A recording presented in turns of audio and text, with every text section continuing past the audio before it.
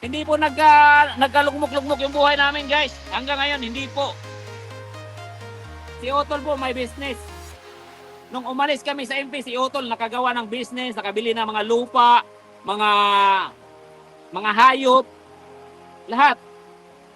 Ako nakabili ng sasakyan, nakabili ng lupa, nagpatayo ng bahay. Kasi ang dami talagang inggit, ang daming inggit na gustong kunin yung 10% ko. Ano yung tawag nila sa akin? Buti nga, white dog lang yung sabi ko sa kanila eh. Ano yung mga sinasabi sa akin paninira nila? Alam mo ba? Ano? Ang dami. Magnanakaw, rapist, ang dami. To be honest, wala ako narinig. Sa'yo ko lang narinig yan. Alagad ni SV na supalpal, Casimero na prank ang mga fans ni Tambalozlos. So una sa mga balitang boxing ay binutotan ni Kuyang Joseph ang followers ni SV nang sinabi na pang Battle of YouTuber lang daw ang potential na promoter ni Casimero. Ne-refresh ni Kuyang Joseph na ganyan din ang sinasabi ni Silver Voice nang maliitin ang dating promoter ni Alas na TVP.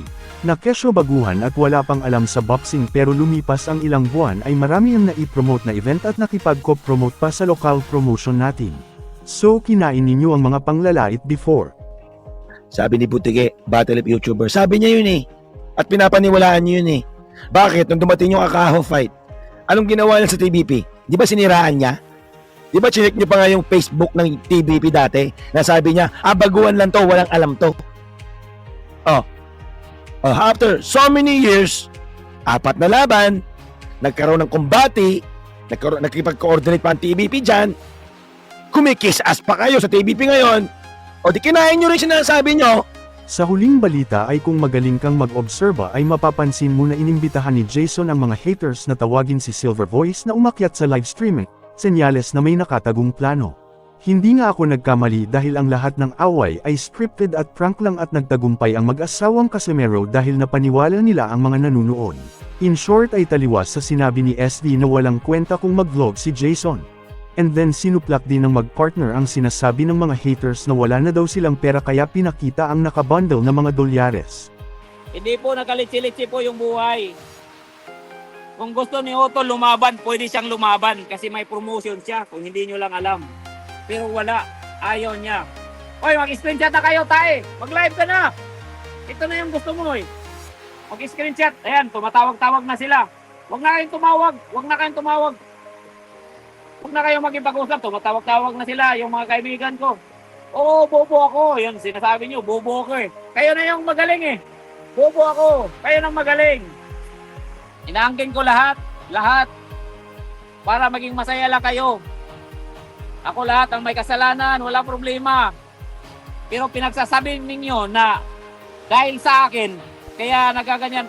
Hindi po nagkalugmok-lugmok yung buhay namin, guys. Hanggang ngayon, hindi po. Si Otol po may business.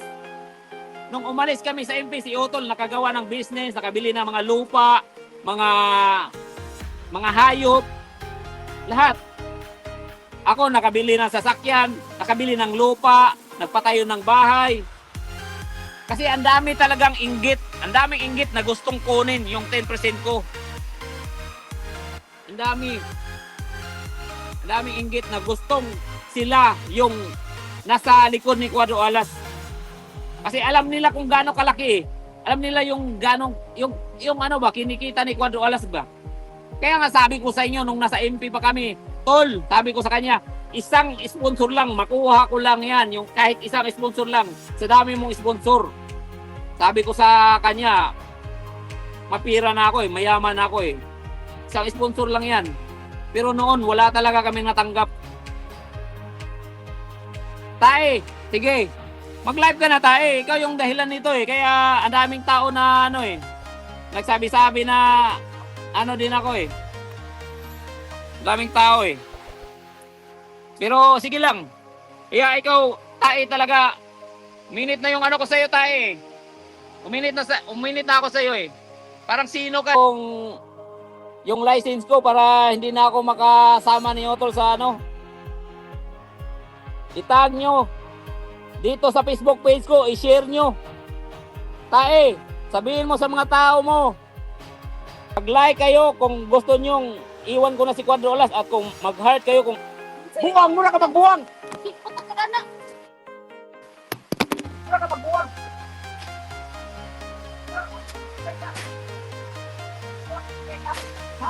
Buang ko, buang.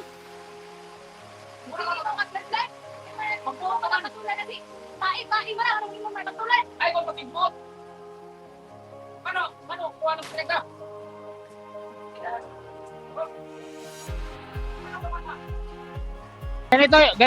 Ganito yun, boss. Ano yung tawag nila sa akin? Buti nga, white dog lang yung sabi ko sa kanila eh. Ano yung mga sinasabi sa akin, paninira nila? Alam mo ba? Ano? Ang dami. Magnanakaw, rapist, ang dami. To be honest, wala ako naririnig. Sa'yo ko lang narinig yan.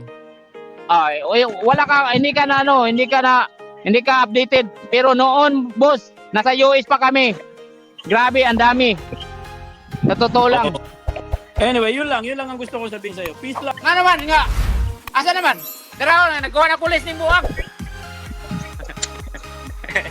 Isipin nyo, high-tech tayo ha. May cellphone kayo. Ang galing ng ano ninyo ha, ang galing ng drama ninyo mag-asawa ha. Napasakay niyo ako ron ha. Muntikan ba lang? Tara, Talagang vlogger na si madam ha. asa mong pulis? Ano na yung pulis niya? Atay. Kadugay ba na, oy? Pulis. Ayan yung pulis, oh. Yung siminto pala yung dumating. Mga Meron siminto. isang totoong lalaking umakyat lang. Ito mga to, bata eh. So, anong mawala dyan? Wala namang balik ko na lang mawawala to. dyan eh. Balik ko na lang to. Pag lumabas yung pirmahan, eh, si Kuya Luz na bahala dyan. Baka sabihin Babalik, nilang fake, ha? Pakita lang tayo ng isa. babalik ka lahat yan. Basta hindi yan fake. Kasi sabihin na naman nila fake, eh. Sabayabang ako. Katulad ako ni Kuya. Kuyang Joseph. Hoy, wala ko kaya. Tama yung William. Damay ako dyan. Agad kayo guys, wala pa kayong umakyat. Mga may Oh, mukha. gusto nyo dollar?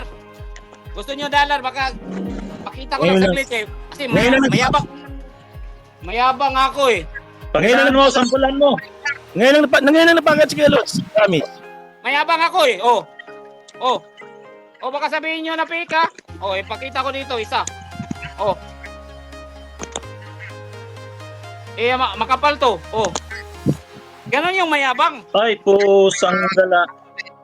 Pag wala ng pira, ganon Kaya talaga. dyan, bigyan mo na ako.